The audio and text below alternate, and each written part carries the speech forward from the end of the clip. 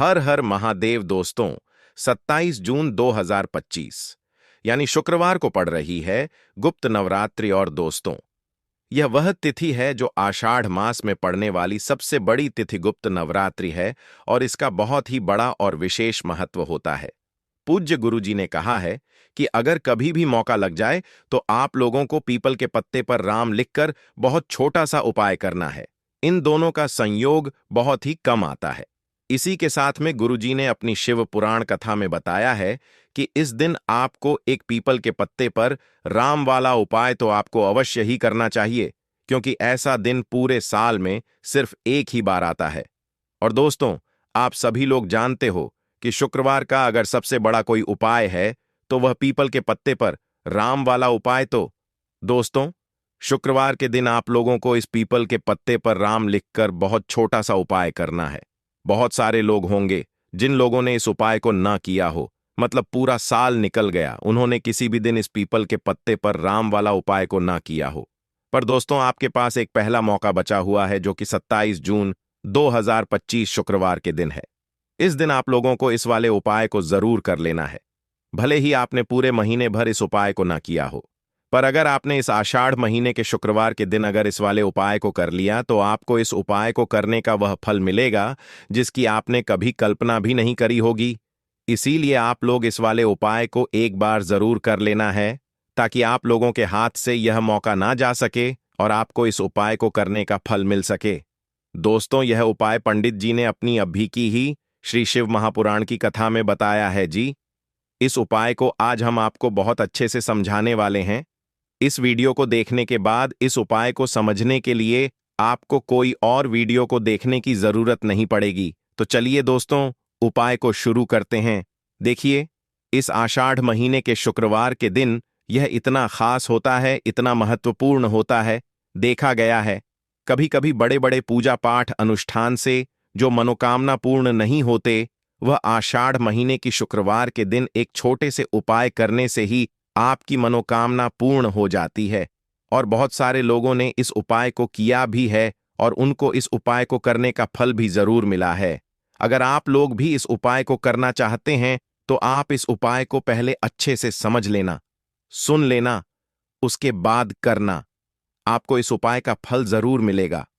और इस उपाय को कर लेने से आपके घर में चाहे किसी भी प्रकार की दुख और समस्या क्यों क्यों ना चल रही हो, आपको उसका कारण भी नहीं पता है कि भाई यह समस्या किस कारण से चल रही है, उसका कुछ भी कारण हो सकता है। जैसे पितृदोष हो सकता है या किसी भी तरह का मंगल दोष भी हो सकता है। तो इस दिन आप लोगों को यह वाला उपाय कर लेना है। यह एक ऐसा उपाय है जिस उपाय को अगर किसी विशेष दिन पर किया जाए तो भाई उस विशेष दिन का जो है वह तो हमें मिलता ही मिलता है। पर हमने उस दिन पर इस उपाय को किया है तो हमें उससे भी बड़ा फल मिलता है, और फल बहुत जल्दी मिलता है, क्योंकि आप इस उपाय को बहुत ही बड़े और विशेष दिन पर कर रहे हो। तो चलिए अब उपाय के बारे में बात करते हैं, लेकिन उससे पहले आप लोगों को यह जानना आवश्यक है कि आखिर यह उपाय किस समय करना है, किसको करना है और कैसे करना है। तो चलिए हम आगे आपको वीडियो में एक एक करके बता देते हैं।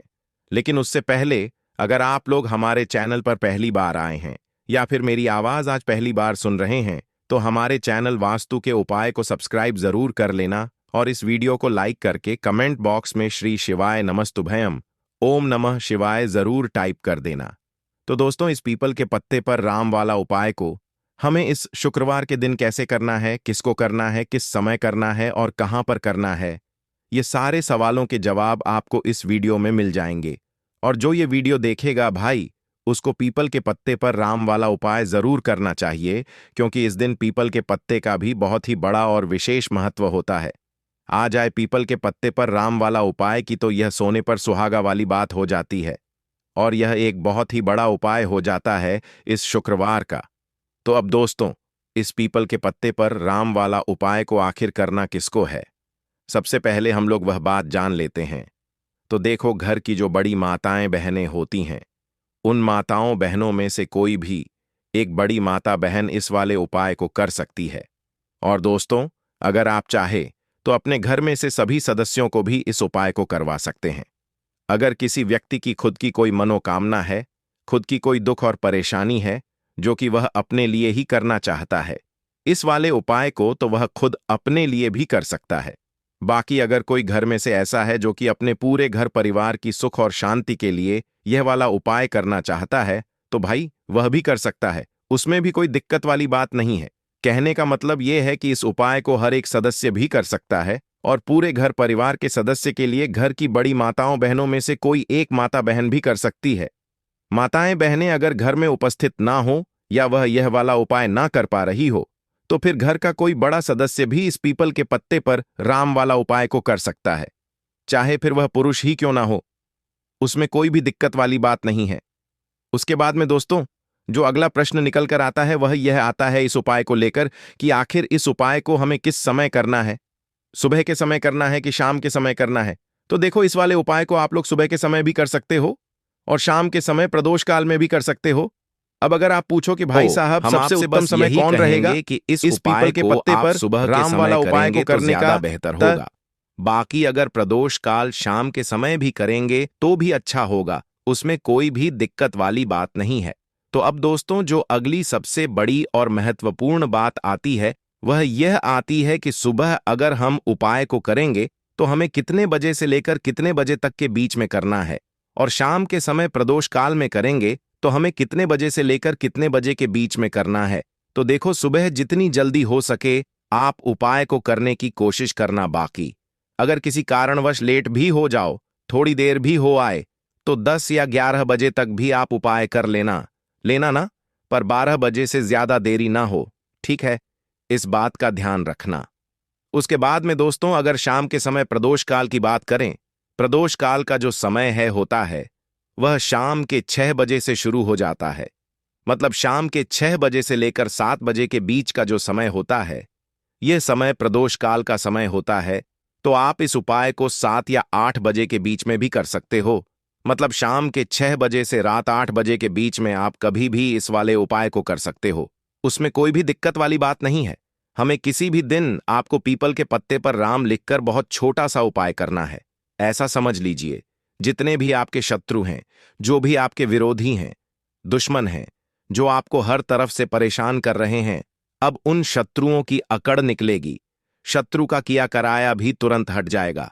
जब शुक्रवार में आप इस छोटे से उपाय को करेंगे तो देखिए, आज की वीडियो विशेषकर उन लोगों के लिए ही है जो अपने जीवन में शत्रुओं से और दुश्मन से बहुत ज्यादा परेशान हो चुके हैं। देखिए, जगत जननी मां जगदम्बा का हम शुक्रवार में पूजन करते हैं और उनसे जुड़े हुए उपाय करते हैं। साथ ही साथ आपको बता दें कि शुक्रवार में संकट मोचन हनुमान जी का पूजन करने से और उनसे जुड़े हुए कुछ उपाय करने से जीवन के बड़े से बड़े कष्ट भी क्षण भर में दूर हो जाते हैं। तब बहुत कम समय में आपके शत्रु और आपके विरोधी आपके जीवन से दूर हो जाएंगे।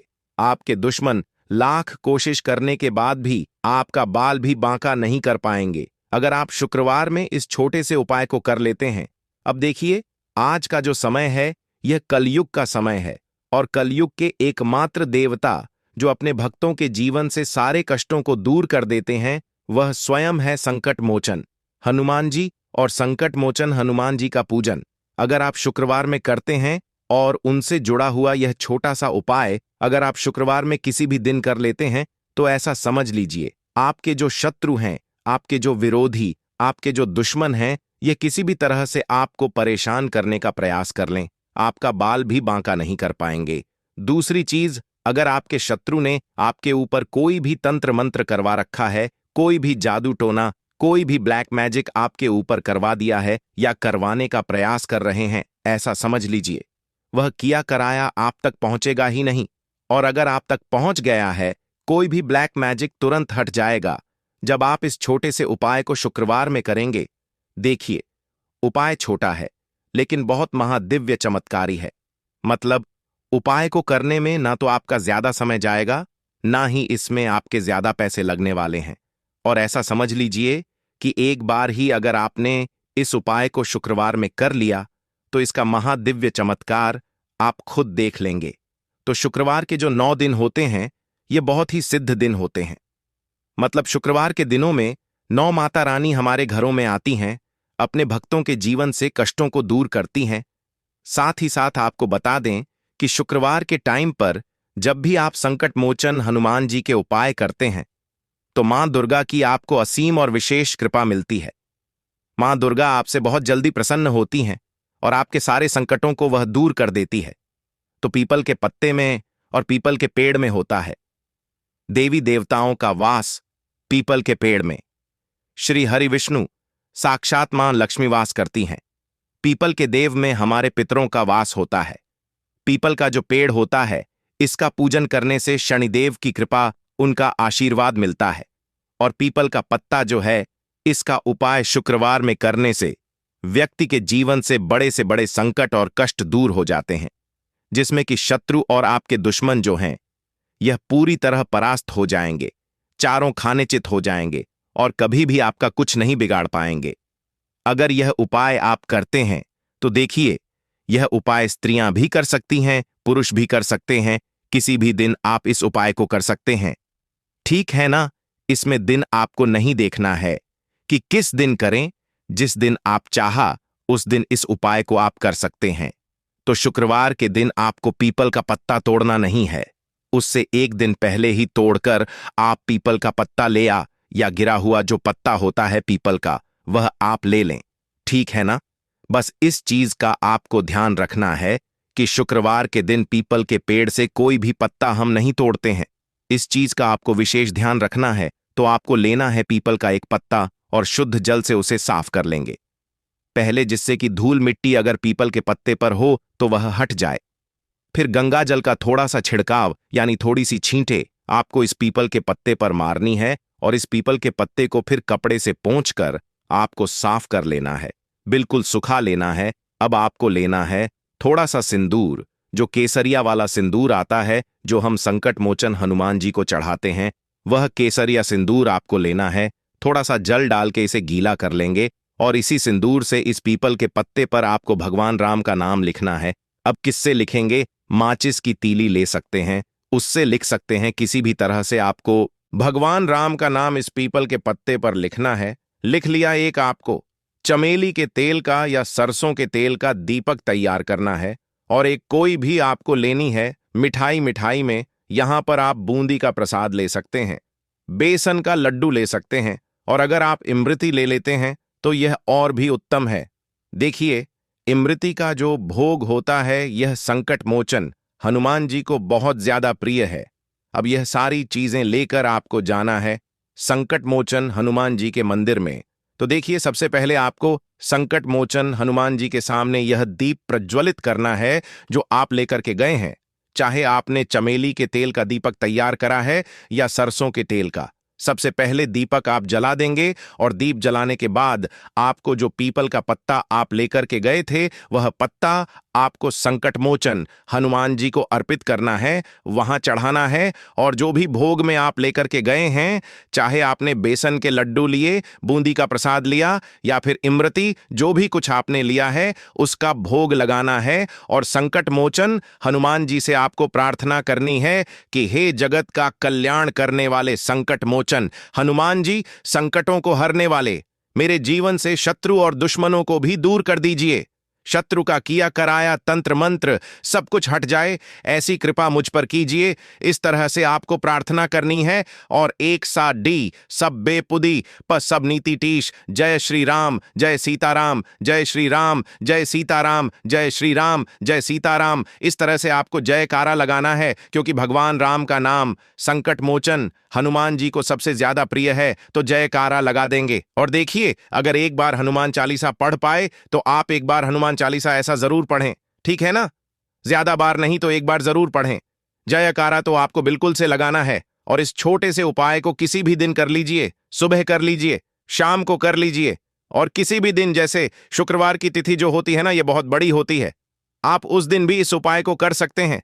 जरूर से करें। शत्रुओं और दुश्मन, आपके जो विरोधी हैं, ये पूरी तरह चारों खाने चित हो जाएंगे और आपका बाल भी वहां का नहीं कर पाएंगे।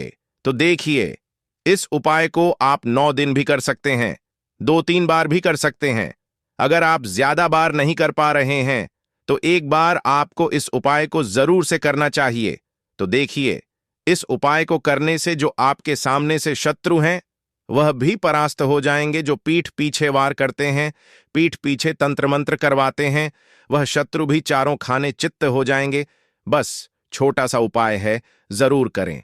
तो देखिए, अब बात कर लेते हैं अपने एक बहुत छोटे से उपाय की, जिसे शुक्रवार में करने से आपकी हर मनोकामना पूरी हो जाती है।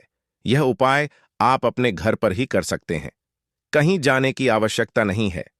कोई भी ऐसी विश जो बहुत लंबे समय से अधूरी है, पूरी नहीं हो रही है, या धन को लेकर आप बहुत परेशान हैं, या घर में संकट कष्ट बहुत आते हैं, बीमारियां बहुत आती हैं, तो एक लाल पुष्प जैसे कि गुलाब का फूल भी लाल होता है, आप जरूर से अपने घर के मंदिर में मां दुर्गा को अर्पित करें और एक देसी घी का दीपक लाल बाती का जलाकर मां का पूजन करें।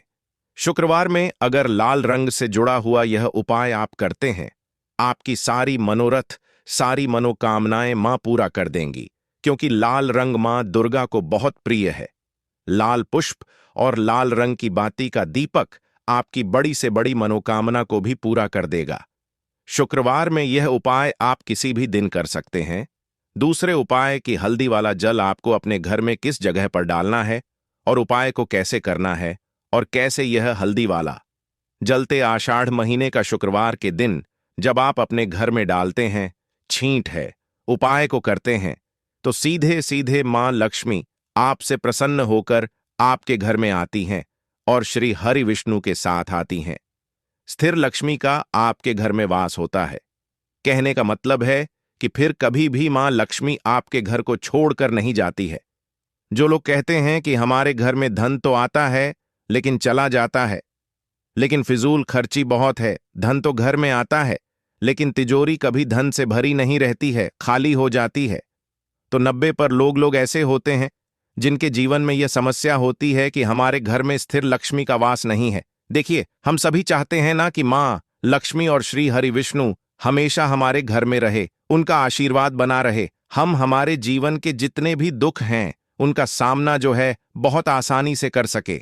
देखिए, जब व्यक्ति के पास पैसा नहीं होता है ना, तो वह बहुत सारे कष्ट दुख उसके जीवन में जब आते हैं उनका सामना भी नहीं कर पाता है, और जब उसका आर्थिक पक्ष मजबूत होता है तो बहुत सारी समस्याएं उसे अपने जीवन में जो आती हैं वह छोटी लगती हैं।